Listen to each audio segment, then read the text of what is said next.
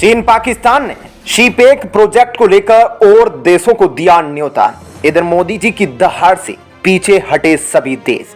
जी हां दोस्तों, चीन और पाकिस्तान की नाकाम हरकतों को रोकने के लिए भारत ने आखिरी चेतावनी दे दी है।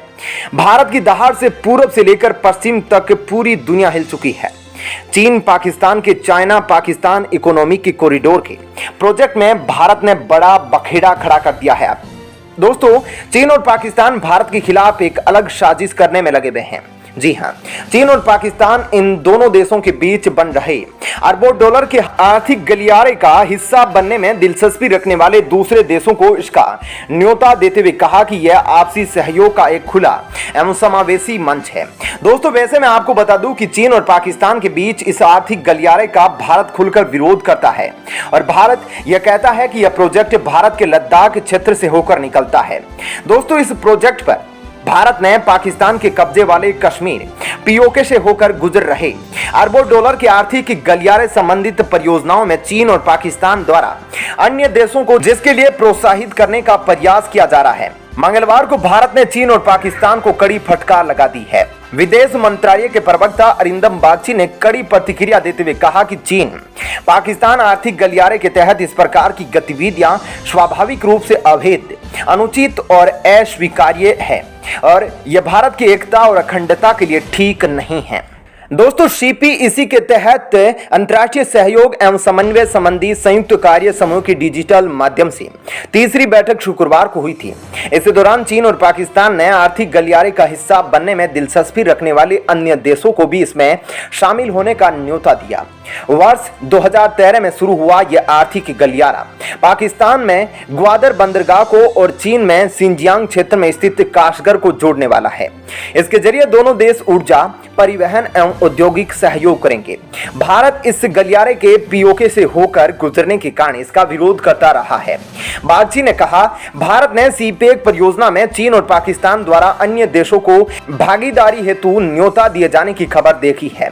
किसी भी पक्ष का इस प्रकार का कोई भी कदम भारत की संप्रभुता एवं क्षेत्रीय अखंडता का सीधा उल्लंघन है। पाकिस्तानी विदेश मंत्रालय की तरफ से जारी एक बयान के मुताबिक विदेश सचिव सोहेल महमूद और चीन के सहायक विदेश मंत्री वे जियान जाहो ने इस कार्य समूह की बैठक की संयुक्त रूप से अध्यक्षता की। बैठक में कहा गया कि चीन की महत्वाकांक्षी योजना belt and road initiative BRI के तहत शुरू की गई सीपीईसी परियोजना ने खासकर अफगानिस्तान के संदर्भ में अंतर्राष्ट्रीय एवं क्षेत्रीय संपर्क को सशक्त करने में नया मुकाम हासिल किया है।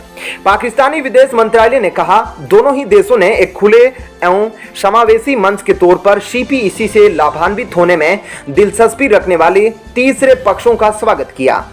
पाकिस्तान के विदेश सचिव ने सीपीईसी में हुई प्रगति पर संतोष जताते हुए कहा कि चीन और पाकिस्तान की दोस्ती बहुत गहरी है और यह परियोजना दोनों देशों के बीच की गहराई तक पेट वाली आपसी सद्भावनाओं को दर्शाती है। अब दोस्तों, जिसके बाद भारत ने एक ही बार में चीन और पाकिस्तान की सारी चालाकी निकाल दी। चीन और पाकिस्तान द्वारा शीपेक प्रोजेक्ट में और चीन को शामिल करने वाली इस मीटिंग पर भारत ने साफ कर दिया कि कोई भी देश या किसी भी देश की कंपनी शीपेक प्रोजेक्ट में भागीदारी लेने से पहले भारत का नाम जरूर याद रख ले। भारत ने आगे चेतावनी देते हुए कहा कि China Pakistan economic corridor project Bharat के लद्दाख के गिलगिट बाल्टिस्तान क्षेत्र से होकर गुजरता है और भारत यह कतई बर्दाश्त नहीं करेगा कि कोई देश इस प्रोजेक्ट से जुड़े, क्योंकि अगर वह देश इस शीपेक प्रोजेक्ट से जुड़ा तो फिर वह अपने नुकसान के लिए खुद जिम्मेदार होगा। दरअसल दोस्तों, यह पहली बार नहीं है जब भारत ने किसी को मना किया है। भारत का प्रभाव ही दुनिया में इतना ज्यादा है कि कोई भी देश इस प्रोजेक्ट में हिस्सा नहीं लेता, क्योंकि उन्हें पता है कि फिर भारत एक्शन लेगा तो ठीक नहीं होगा। और ऐसा ही मामला पहले भी आ चुका है, जहां 2015 में साउथ कोरिया की एक कंपनी को चीन ने पीओके के क्षेत्र में एक प्रोजेक्ट का कार्य दिया था। उसके बाद साउथ कोरिया की सरकार ने खुद इसमें हस्तक्षेप किया और अपनी साउथ कोरिया की कंपनी को शीपेक प्रोजेक्ट में काम करने से मना कर दिया। और दोस्तों, बात दरअसल यह है कि भारत अब चीन और पाकिस्तान से तंग आ चुका है और जब भारत तंग हो जाता है तो भारत बोलता नहीं ठोकता है। जी हां, जिस तरह चाइना समुद्र के रास्ते भारत को चारों तरफ से घेरने की कोशिश कर रहा है तथा चाइना पाकिस्तान इकोनॉमिक कॉरिडोर बनाकर भारत की संप्रभुता को चुनौती दे रहा है, उसको देखकर अब भारत का पारा हाई हो गया है।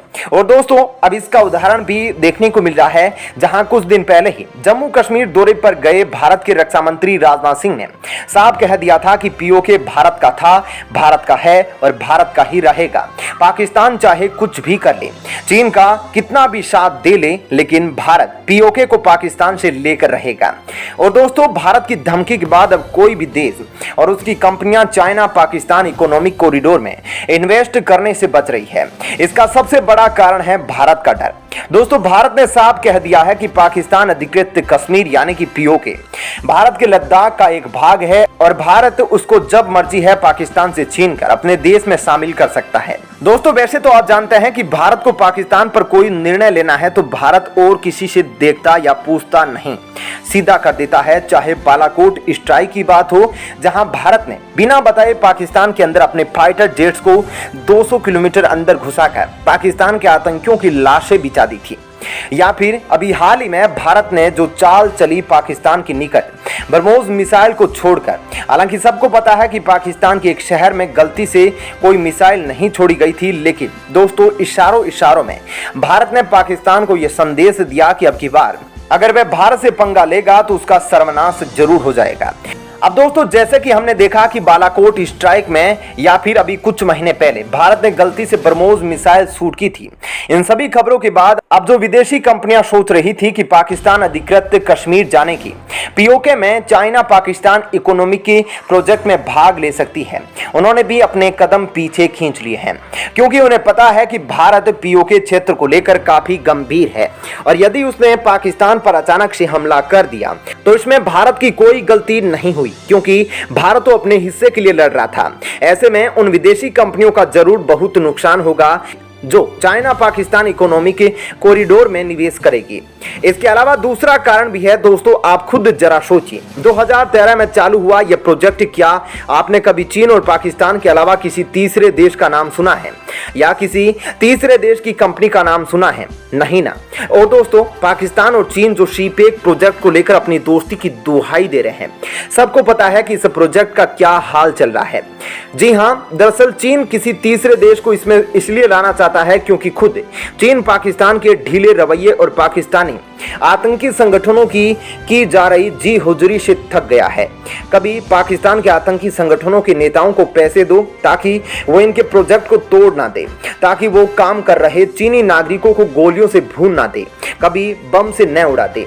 और दोस्तों इतना ही नहीं, चीन ने पाकिस्तान को अब किसी भी तरह का कर्ज देना बंद कर दिया है, जिसके बाद अब पाकिस्तान और कंगाल हो चुका है और अब चीन खुद उससे अपने कर्ज की सारी बकाया राशि मांग रहा है, वो भी ब्याज समेत। हालांकि तमाम पश्चिमी विश्लेषकों का मानना है कि चीन और पाकिस्तान पर जो सीपीईसी को लेकर चाल है, किसी तीसरे देश को इसमें शामिल करना पूरी तरह से फेल होगी, क्योंकि भारत का वर्तमान में जिस तरह से दुनिया में दबदबा है, उसको देखते हुए भारत के आंतरिक मामलों में कोई भी देश पड़ना नहीं चाहेगा।